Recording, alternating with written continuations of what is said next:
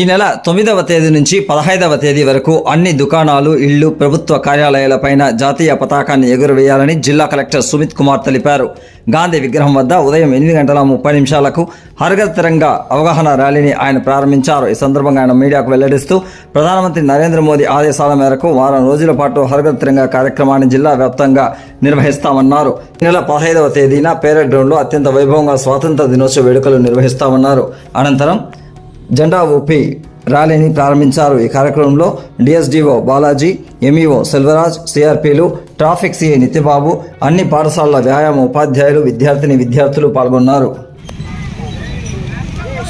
ఈరోజు 78 స్వతంత్ర దివస్ సందర్భంగా మన జిల్లాలో చిన్న ఒక ర్యాలీ ఆర్పించడం జరిగింది. హర్ ఘర్ తిరంగా ప్రోగ్రాం క్రింద కేంద్ర ప్రభుత్వం మరియు రాష్ట్ర ప్రభుత్వం ఆదేశం మేరకు 9 నుంచి 15 వరకు ఈ హర్ ఘర్ తిరంగా కార్యక్రమం మనం సెలబ్రేట్ చేస్తున్నాము. సో ఈ సందర్భంగా ఈరోజు పిల్లలతో స్పోర్ట్స్ మెన్తో మనం గాంధీ స్టాచ్యూ నుంచి చిన్న ఒక ర్యాలీ కండక్ట్ చేస్తున్నాము. ఈ ర్యాలీ ముఖ్య ఉద్దేశం ఒకటి, మనము స్వతంత్ర Divas have to celebrate our independence. Second, sportsmen's encouragement చేయాలి.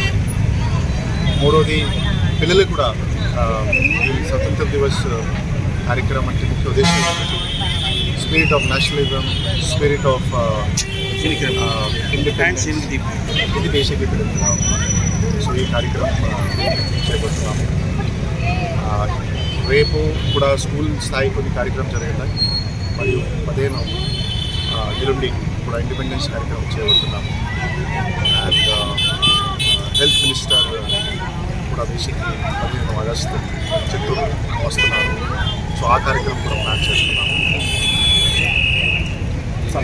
ప్రతి ఇంటికి ఖచ్చితంగా ఇప్పుడు తిరంగా హర్ ఘర్ తిరంగా కార్యక్రమం కింద ప్రతి ఇంటికి ఒక తిరంగా ఉండాలి.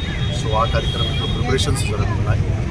ఇంకా కాకుండా మెయిన్గా బేసిక్లీ స్పోర్ట్స్ పర్సన్స్ ఈ సంవత్సరం బేసిక్లీ స్పోర్ట్స్ పర్సన్ మీద కొద్దిగా ఎక్కువ మనం ఫోకస్ పెడుతున్నాము. సో అది కూడా ఒక ప్రోగ్రామ్.